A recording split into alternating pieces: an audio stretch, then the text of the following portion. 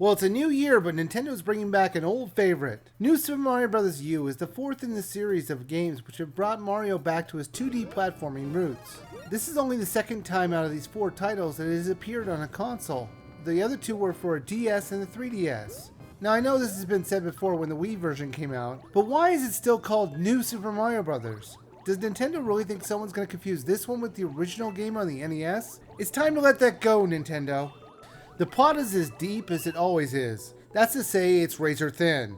Mario and the gang are having a tea and cake party at the princess's palace, when Bowser shows up with an army of airships and fires on the castle. He then pulls out a huge arm bigger than the ship itself. How exactly do you store that? It should be tipping over the ship right now, don't you think? It grabs Mario and the crew and it hurls them out to what I would have to assume was the outside of Superman's Fortress of Solitude. Bowser then sends his kids out to guard the lands in case on the off chance Mario might come back to save Peach, like he's done many times now. And of course, that's exactly what he's gonna do. Now the storyline really hasn't changed much. Save Peach, beat Bowser. If you've ever played one Mario game, most likely you're well informed on how the plot works. Now this title is played like any other 2D platforming Mario game. Great level designs, fun environments, and easy to use and helpful power-ups. Plus the fact that you can play with up to 5 people makes it even more interesting in a game for something you might have at a party.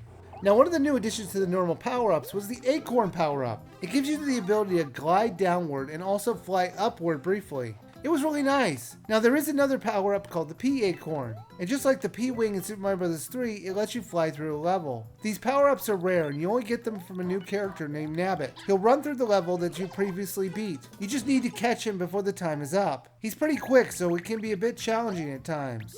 Now you can control the game with a gamepad or a Wiimote. Personally, I preferred using the Wiimote on this game. I felt it was a little bit easier. And that's not to say that the gamepad controlled badly, because it was fine. It was just my personal preference. They do utilize the gamepad though. If you play with the gamepad with more than one player, the person with the gamepad's job will be to set up platforms for the other players to use. Yoshi and Baby Yoshis are also playable in this game. Yoshi controls just the same as always. She can eat enemies and spit them out as an attack, and do double jumps. And the Baby Yoshis themselves have special moves. The pink one blows up like a balloon and lets you float through the level for a limited amount of time. The blue one spits out bubbles, and the yellow one will light up your path. What I think is one of the best additions to this game is the way they portray how Mario moves through the map. Unlike the somewhat generic map designs of the previous games, this one actually feels like you're moving through the world. It doesn't feel like some overcomplicated level select screen, but it feels like we're actually on an adventure.